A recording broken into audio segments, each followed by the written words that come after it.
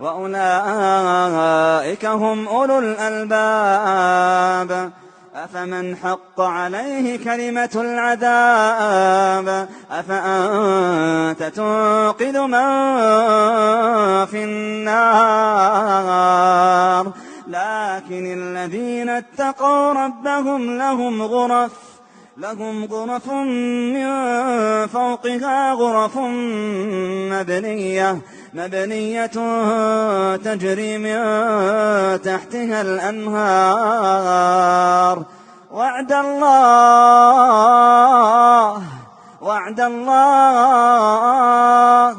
وعد الله لا يخلف الله الميعاد.